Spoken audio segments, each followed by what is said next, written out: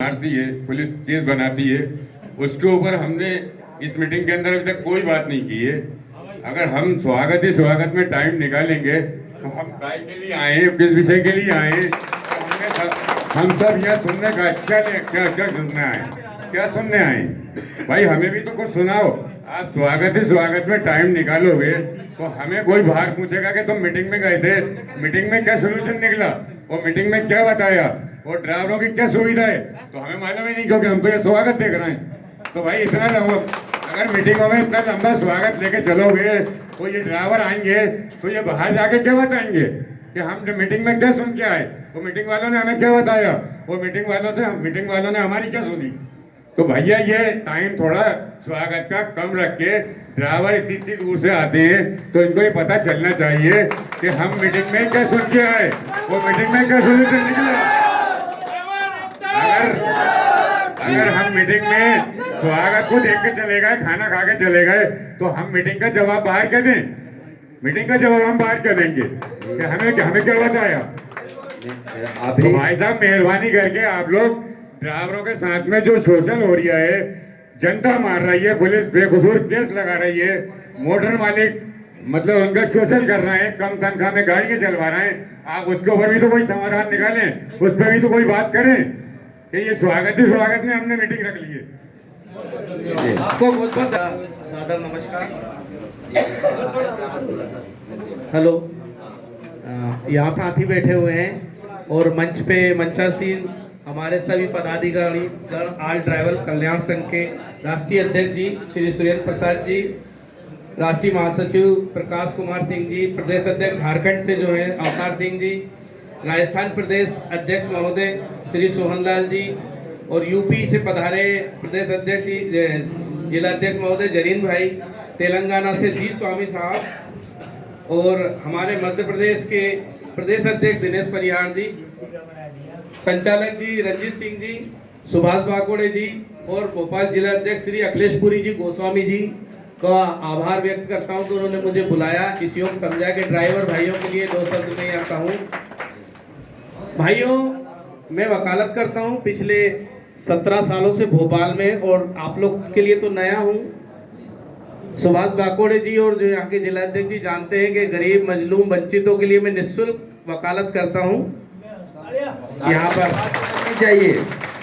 और इस भारत में हजारों साल से दो व्यवस्था चली आ रही, एक शोषक की है और एक शोषित प्राणी की। दो तबके हैं यहाँ पे, एक है शोषण करने वाला और दूसरा शोषण को सहने वाला, जिसके साथ वंचना होती है किसी भी प्रकार से।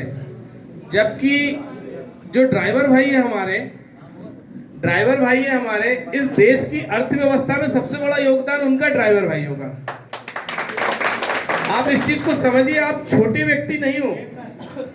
मान सम्मान कोई आपको देगा नहीं, आपको लेना पड़ेगा। इसलिए साहब ने ये यूनिटी बनाई है और संवैधानिक अधिकार आपको दिए हैं।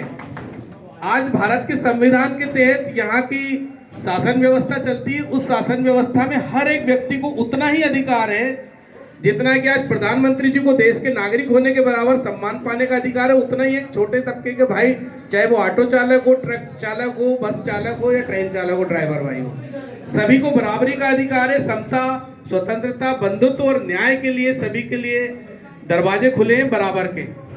तो इसलिए भाइयों, आप अपने आप को छोटा मत समझिए। आप इस देश की तरक्की में जो अर्थव्यवस्था, जो जीडीपी के आंकड़े सरकार प्रस्तुत करती है पूरे साल में एक बार, उस जीडीपी को पहिया आपके द्वारा चलता है। यदि आप नहीं हो तो वो ट्रक का पहिया नहीं चलेगा, यहाँ वहां माल नहीं जाएगा फैक्ट्रियों का, और वो देश की जीडीपी में योगदान नहीं बना पाएगा। इसलिए आप बहुत बड़े सिपाही हो देश की जीडीपी के लिए। और दुख की बात यह है कि बड़े बड़े धन्ना सेठों पे सरकार हर साल, चाहे कोई भी सरकार हो, हम नाम नहीं लेंगे बीजेपी की, कांग्रेस की या किसी और सरकार की, बड़े बड़े धन्ना सेठों के कर्जे माफ करने के लिए उनके पास बजट है, लेकिन एक छोटा व्यक्ति जो अपने खून पसीने से देश को सींच रहा है, उसके लिए उनके पास बजट नहीं है, उनके पास कोई योग्यता, कोई योजनाएं नहीं है। जैसा कि सर ने बोला कि ड्राइवर आयोग बनना चाहिए, ड्राइवर आयोग तो बनना ही चाहिए, लेकिन ड्राइवर आयोग से ज्यादा महत्वपूर्ण मेरा एक निवेदन है आप लोगों के सामने कि आप ड्राइवर प्रोटेक्शन एक्ट की मांग कीजिए, क्योंकि इस देश की कानून व्यवस्था ऐसी है कि मैं चूंकि ये मामले देखता हूँ 17-18 वर्षों से एडवोकेट होने के नाते, तो मैं ये देखता हूँ कि अगर पैदल चलने वाला व्यक्ति है और उससे साइकिल वाला टकरा जाए, गलती पैदल वाले की है तो लोग उसे दोषी साइकिल वाले को मानते हैं। साइकिल वाला बाइक वाले से टकरा जाए, गलती बाइक वाले की हो तो दोषी बड़ी गाड़ी वाला हो गया। तो आप लोग तो सबसे बड़ी गाड़ी चलाते हैं, कईयों बार आपने देखा है और हमने महसूस किया और हम जानते हैं उस चीज को कि गलती उस व्यक्ति की नहीं है। कोई गाड़ी खड़ी है, अभी अभी एक मामला आया था, एक दुग्ध संकट ट्रक चला जा रहा था, उसके पीछे एक बच्चा आया करीब 22 साल का था और उसने उसमें गाड़ी घुसेड़ दी। अब वो गाड़ी आगे आगे जा रही है और पीछे से टक्कर हुई। उस गांव के लोगों ने, चूंकि बच्चा उसी गांव का था, रोका और ड्राइवर की धुनाई शुरू कर दी। ये केवल है ना भावनाओं से जुड़ा हुआ मामला है। तो भावनाएं उन लोगों की हाथ जरूर हो रही जिनका कोई चला गया या जिनको कोई बहाना नहीं मिल रहा, वो किसी पे भी हाथ साफ करने को तैयार। न्याय की बात कोई करना नहीं चाहता है कि भाई ये बताइए, पीछे से बंदा घुस गया उस गाड़ी में, वो ड्राइवर साहब का केस में लड़ रहा हूं, उनके ऊपर वीएनएस की धारा, बड़ी खतरनाक धारा लगी हुई है। 106 जो धारा है वीएनएस की, मोदी सरकार ने बड़े अमेंडमेंट किए, कांग्रेस ने तो सॉफ्ट कॉर्नर अपनाया था ड्राइवरों के प्रति। और मैं यहाँ ये बता दूं, कांग्रेस की बड़ाई करने के लिए नहीं आया हूं, मैं किसी पार्टी से संबंधित नहीं रखता हूं, लेकिन ये जो सरकार है धन्ना सेठों को सुकून दे रही है और गरीबों को, मजलूमों के साथ नुकसान पहुंचा रही है। तो इन्होंने जो अमेंडमेंट एक्ट किया, वीएनएस बनाया, उसमें धारा 106 ये कहती है कि यदि आपके द्वारा कोई बंदा किसी भी कारण से टकरा गया, मृत्यु कारित हो जाती है उस व्यक्ति की, तो आपके ऊपर 7 लाख का तो जुर्माना है, 10 साल की सजा है। तो मेरी विनती ये है कि भाई आप, चूंकि आप उस परिवार का व्यक्ति दिन और रात घर से बाहर रह के गाड़ी चला रहा है, महीने में 1 आध बार घर आता, लॉन्ग ड्राइवर व्यक्ति 2 बार आता होगा ज्यादा से ज्यादा, 3 त्योहार आप मना नहीं पाते हैं, बहन बेटियों की शादी में आप शामिल नहीं हो पाते हैं, होते हैं तो ट्रांसपोर्टर नाराज हो जाए, जो भी है, बहुत सारी समस्याएं जिसपे आप लोग चर्चा करेंगे मुझसे ज्यादा अच्छा।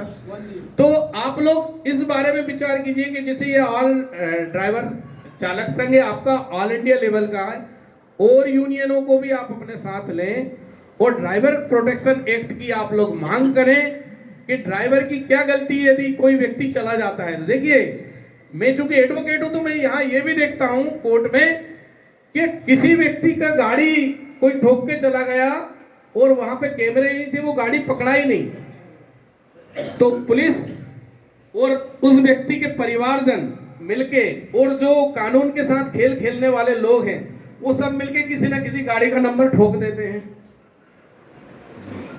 उस गाड़ी वाले की क्या गलती है? किसी भी गाड़ी का नंबर ठोक दिया, उसके ऊपर मुकदमा चल रहा है, 10 साल की सजा के लिए वो परेशान है, और उसके बाद में वो व्यक्ति, पीड़ित व्यक्ति, वो वहां से उसे कंपनसेशन मिल जाता है और वो कंपनसेशन 50-50 में बढ़ जाता है, उसमें सब शामिल है, नीचे से लेके ऊपर तक। तो आप ये सोचिए कि आपके साथ कुछ ऐसे मामले भी होते हैं जो जीवन भर गाड़ी ही चलानी है। मैं वकील हूं तो मैं जीवन भर वकालत ही करूंगा, जो टीचर है वो जीवन भर पढ़ाएगा ही सही। तो कभी ना कभी आप लोगों पे भी ऐसी गलत चीजें आ सकती हैं, चाहे ना चाहे, क्योंकि उसमें किसी और का भला है तो उन्होंने प्लान किया और कुछ तो भी करवा दिया। इसलिए मेरी विनती है भाइयों कि सरकार जो कर रही है उसके खिलाफ एक सुर में खड़े हों।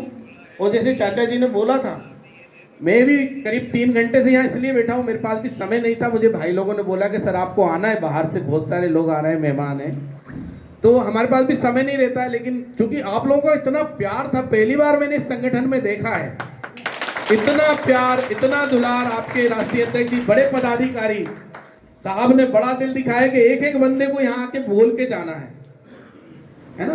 क्यों? क्योंकि अगर आप नहीं बोलोगे तो वहां वो जो 2 फीती वाला सिपाही हो, एसआई हो या कांस्टेबल हो, या जो फर्जी पुलिस वाले भी आजकल खड़े मिलते हैं जेब गरम करने के लिए, उनको आप क्या जवाब देंगे, कैसे जवाब देंगे, उनसे कैसे आप 2-2 हाथ कर पाएंगे कानूनी रूप से।